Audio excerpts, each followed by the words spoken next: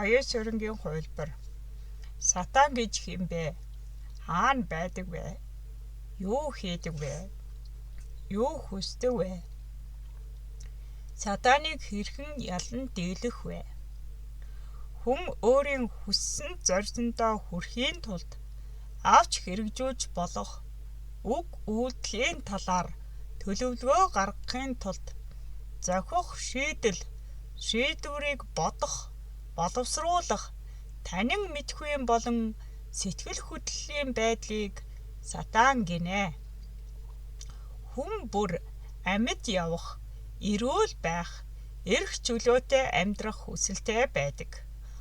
Хүн альва зүйлд ямар хариу үйлдэл үзүүлэх хэрэгтэй буюу ямар шийдэл гаргаж шийдвэрлэх шаардлагатай талаар мэдлэг дутмаг байх үедээ өөрийн өмнө нь үзсэн, сонссон зүйлд тулгуурлан зохих шийдлийг хайдаг.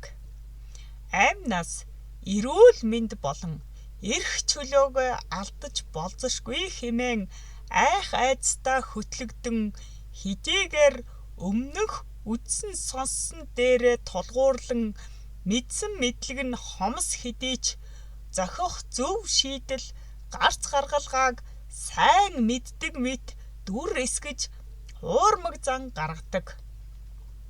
Дүр эсгэж хуурмаг зан гаргах үедээ өөрийн хомс мэдлэг дээрээ тулгуурлан санаанаасаа зохиож ярьдаг бөгөөд өөрийн санаанаасаа зохиосон зүйлд бусдыг итгүүлэх оролдлого хийх бөгөөд өөр зөв шийдэл байхгүй мэт сэтгэгдэл төрүүлдэг.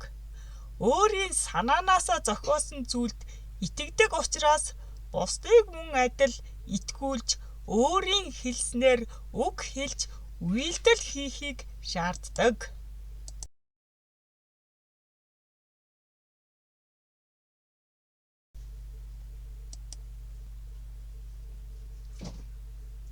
Энэхүү танин мэдхүйн болон сэтгэл хөдлөлийн байдал нь мэдрэлийн эсүүд болон тэдгээрийн хоорондын харилцааг зохицуулдаг даавраас бүрдэнэ.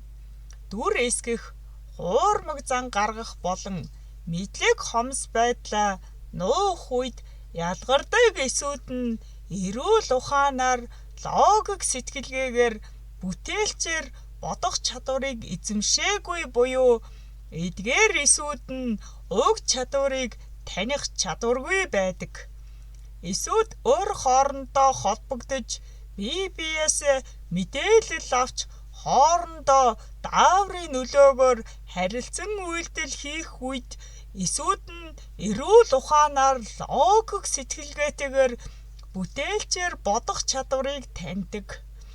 Харин дүр эсгэх, хуурамч зан гаргах болон мэдлэг хомс байдлаа нуух үед эсүүд нь салангат байдаг ба өөр хоорондоо холбогдож мэдээлэл авч харилцан үйлчлэлд ороогүй учраас эсүүд нь бодох чадварыг таньдаггүй.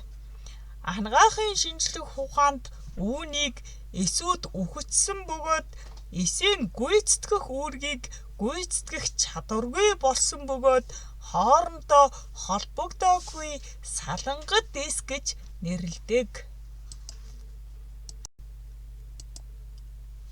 Эсийн үүргээ гүйцэтгэж чадахгүй болсон буюу үхэгдсэн эсүүд нь бодох болон санах чадваруудыг эзэмшээгүй бөгөөд эдгээр чадваруудыг таниж хариу үйлдэл үзүүлдэггүй.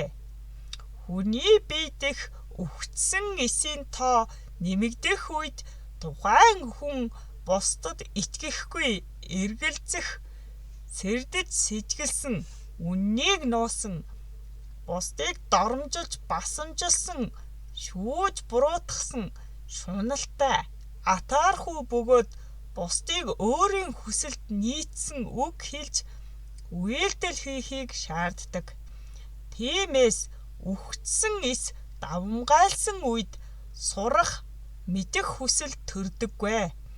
Шинийг сурах хүсэлгүй учраас өмнөх мэдлэгээ давтан ярьж улмаар мартдаг. нэг мэддэг зүйлээ өөрчлөхгүйгээр давтан ярьж хийдэг үйлдэлээ давтан үйлддэг учраас тухайн хүн нь өөрийн зан чанар, үзэл хандлага өөрчилдөггүй. Бодох болон санах чадварыг таниж, хариу үйлдэл үзүүлдэг, хоорондоо холбогдож мэдээлэл дамжуулдаг амьд эсийн тоог нэмэгдүүлэхийн тулд хувь хүн үнэнд итгэж, үннийг нуулгүйгээр илэрхийлж, бусдын ялгаатай байдлыг хүндэлж, шударга байж, шударгаар хөдөлмөрлөж, өөрийн байгаа бүхэндээ сэтгэл хангалуун байж, бусдыг үзэн ядах, буруутгахгүй байх бөгөөд өөрийнх нь хүссэн үгийг хэлж, үйлдэл хийгээгүйхэн төлөө шүүмжлэхгүй, харин ч зөвөр ойлгож уучлах хэрэгтэй. Дүгнэн хийлгэд ухамсар бол Бурхны эсүүд бөгөөд ухамсаргүй, мэдхгүй байх нь Сатаны эсүүд юм. Үгдсэн эсүүд нь салангад бусадтай холбогддоггүй, мэдээлэл дамжуулдаггүй, үхмэл хിവэр байхыг хүсдэг. Тиймээс эдгээр эсүүд өөрчлөгдөхгүйгээр зүгээр л бийд оршдог. Бие биетэйгээ холбогддоггүй учраас тайвар ялгаруулдаггүй. Олон тооны үхмэл эсүүд хоорондоо хамааралгүйгээр бийд оршиж өөрчлөлтгүй нэгэн хэвийн байдлаар хүний хийж чадах ур чадварыг таниж, хариу үйлдэл үзүүлж чадахгүй байхыг Есүс нь Сатан гэж хэлдэг байв. Хүний хийж чадах чадварт харах чадвар, сонсох чадвар, худал хэлэх шударга биш үйлдэлээс айх айдсыг мэдрэх чадвар, үнэрлэх чадвар, бэлгийн харьцаанаас таашаал авах чадвар, бүтээлчээр бодох чадвар, итгэх чадвар, хайрлах чадвар, ярих чадвар болон биеийн хөдөлгөөн хийх чадвар гэх мэт чадварууд байдаг. Үхмэл эсийн тоо нэмэгдэх үед хүн уг чадваруудаасаа баг багаар нэг нэгээр алдаж эхэлдэг.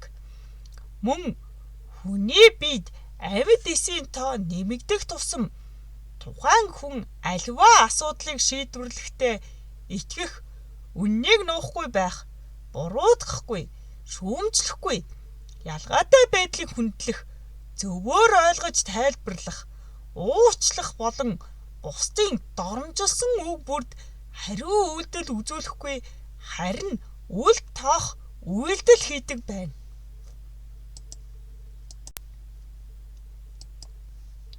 Оюун сүрэнгийн хувилбар Матай 16:23. Миний бодол хүслийг өөрчилж мохоох үг бүү хэл Сатана. Чи Бурхны үгийн талаар мэдлэггүй. Би Бурхны үгийн талаар сайн мэднэ. Харин чи сайн мэддэггүй. Гэтэл чи яагаад намайг чиний хүсснээр бодлоо өөрчилнө гэж итгэсэн юм бэ?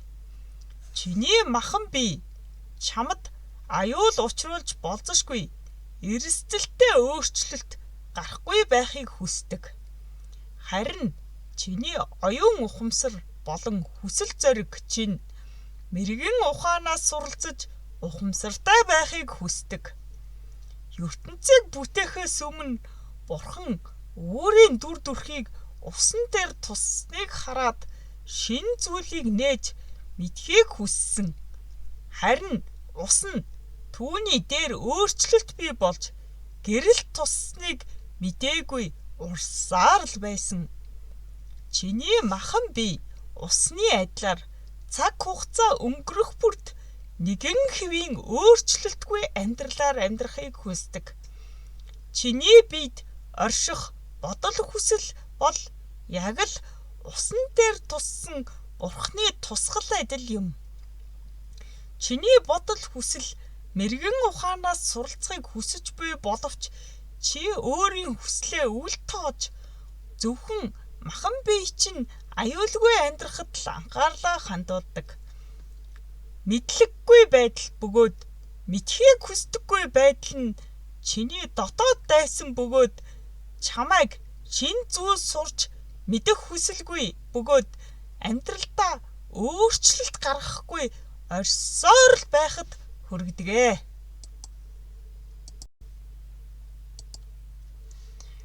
Оюун сүрэнгийн хувилбар Матай 16:24 Үннийг хэлж сайн үйлс хийхийг хүссэн хүн бүр Бурхны үгийн талаар мэдлэгтэй байх бөгөөд түүний үгийг мэддэггүй хүмүүсийн хэлсэн үг, хийсэн үйлдэл давтаж өөрийн хүсэл зоригоос мохож няцахгүйгээр Бурхны үгийн дагуу зөв амьдрах ёстой.